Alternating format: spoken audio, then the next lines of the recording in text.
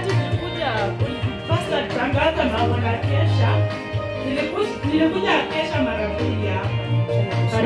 Na wakati tulikuja ulikuwa mnasema mwenye amekuja kesha hatatoka hapa bure. Amen. Nikawa nimeamini. Sasa pastor nikawa sina chochote, lakini kwa madhabahu sikosi. Najaribu juu na chini, naenda kwa madhabahu.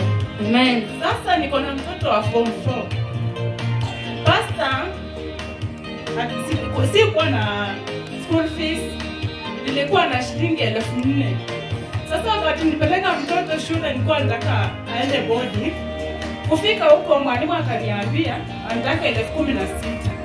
Amen. Mimi nikaambia mtoto, inabidi turudi nyumbani usome day.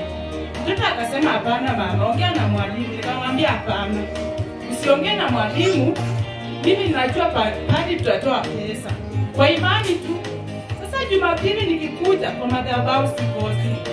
Nikamwambia mtoto wangu, pastor alisema ukiingia kwa madhabahu hautatoka mahali pale kule.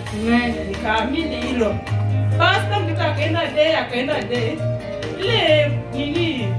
Ile kesha Friday ile yenyeisha mwisho ya mwezi nikakuja.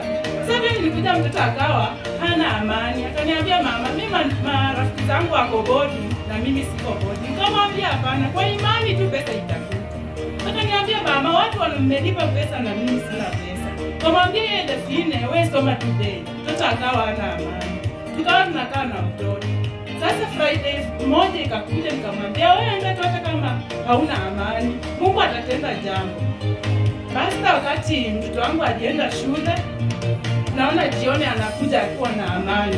Nikamwambia mbona umefurahi? Akaniambia mama, chenye Mungu ametenda, wacha tunishukuru. Amen. Sasa ndio hii receipt, mtoto akaniletea receipt. Kuna wamelipa school fees 36,000. Amen. Pigeni sadaka nzuri ya makofi. Huyo mtoto asome, akuletee matokeo mazuri, apate kazi ya kusaidie. Waliokucheka waone ukiinuliwa. Nimeshukuru sana pastor. Ubarikiwe. Asante pastor. Amen. Sasa balance nadaiwa tu shilingi 100 kwa mwaka mzima. Amen.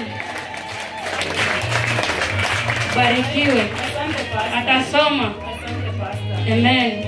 Mungu amesikia kilio chako. Asante pastor. Amevuta machozi zako. Atakubariki na atakuinua. Asante pastor. Amen. Barikiwe. Barikiwe madhabahu. Amen.